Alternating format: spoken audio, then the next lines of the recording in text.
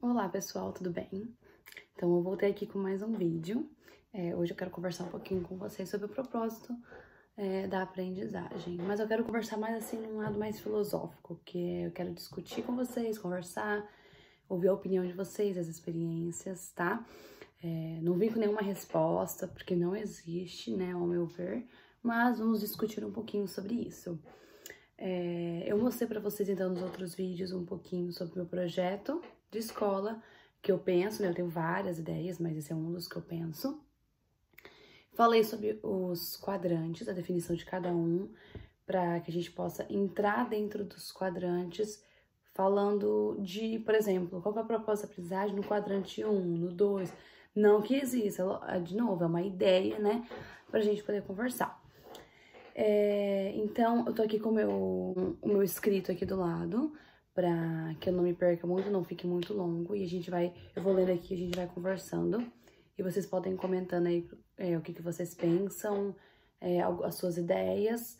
E assim a gente pode ir conversando sobre. Então, eu quero começar deixando aqui, né, uma pergunta pra vocês podem responder aqui se vocês quiserem. Existe um propósito para a aprendizagem? Nós criamos esse propósito, ele já existe, né? Então, assim, parar um pouquinho assim, você pode até pausar esse vídeo antes da gente continuar e escrever aqui o que você acha. Será que existe esse propósito? Se existe, onde que ele tá? Quem que criou, né? Quem que segue, certo? Então, eu escrevi que eu acredito que não deveria, né, existir esse propósito específico para a aprendizagem, que normalmente a escola impõe no seu currículo, né?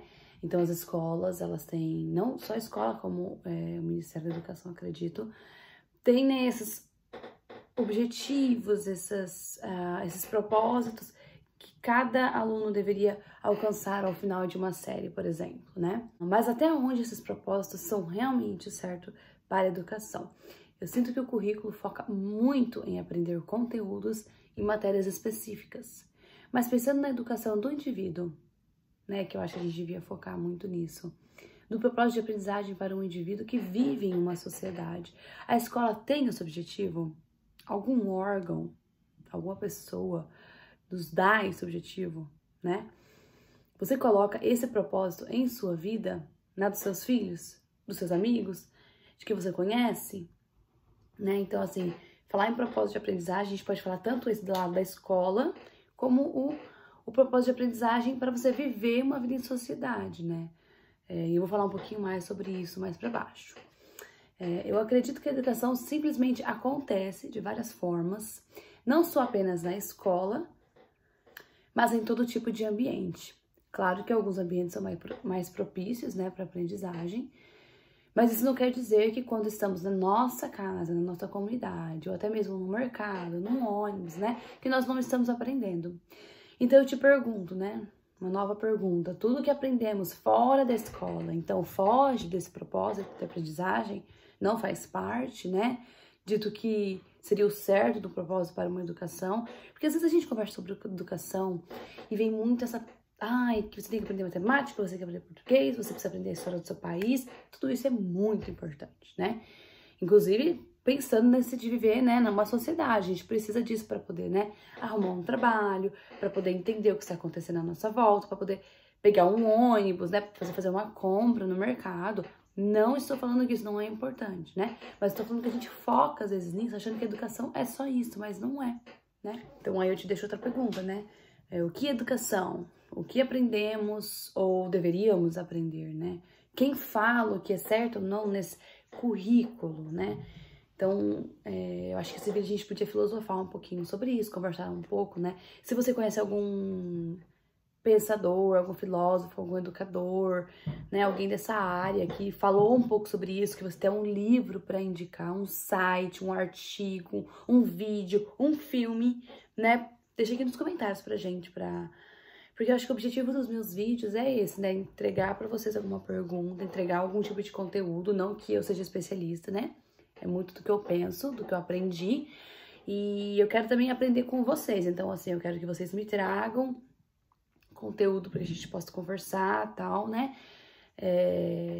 Eu andei vendo um site de uma escola aí de Veracruz, no interior de São Paulo, e que a coordenadora me mandou. E é um projeto muito legal, estou fazendo a Feira de Ciências online, tá tendo uma Olimpíada, né, de esportes também online, então eles criaram um site muito bacana. Então isso é uma ideia que a gente pode estar fazendo agora na pandemia, né, que tem os seus objetivos, tem o seu propósito de aprendizagem, né, que eles não queriam parar essa tradição da escola agora por causa da quarentena. Então eu achei muito bacana ela dividir isso comigo para mim poder ver como que é e tal, e se vocês têm alguma coisa para dividir comigo ou com todo mundo que quiser ler aqui no comentário, deixa aqui no comentário, tá? Então, continuando. O propósito de aprendizagem está alinhado com o próprio propósito de vida, tanto de sobrevivência desde os tempos dos primórdios, quanto para viver em uma sociedade. Então, o que eu tô querendo dizer aqui? Eu tô querendo falar um pouquinho, né, pensando nesse aprendizado ser mais primário, né, que cada aprendizado está alinhado com aquilo que você vive e com o que você precisa para sobreviver, né? Por exemplo, nós aprendemos a escrever porque hoje na sociedade, para qualquer coisa que você faça, que você queira se informar, a gente precisa, né, saber a leitura, saber se comunicar, saber escrever, assinar um documento, né? Você precisa ler esse documento. Por que aprendemos a cozinhar, por exemplo? Porque a gente precisa comer, né? É um instinto de sobrevivência. E isso vem dos tempos desde, né, dos primórdios, que eles aprendiam a caçar e ensinavam os seus filhos para poder caçar e ter o seu alimento. Então, assim, isso era um propósito de aprendizagem. O propósito deles era aprender a caçar, porque eles precisavam comer para poder sobreviver. Então, existe nesses aprendizados primários, básicos e essenciais. E nós não podemos tirar o crédito disso, porque sem ele não adianta a gente ter... É aquilo que a gente fala, né? Se a gente não tem essas coisas básicas, não adianta você ir para a escola. Não adianta você ir para a escola sem você não ter uma comida, sem você não conseguir se comunicar, sem você não entender o que está acontecendo lá, né? Então, acho que é por isso que chama básico, né? Primário, porque sem ele não dá para continuar. Precisa dele, né? É de extrema importância.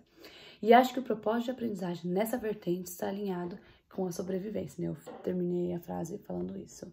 Então, o que nós fazemos no dia a dia, em nossa casa, em nosso trabalho, a nossa rotina diária é um aprendizado a todo momento, né?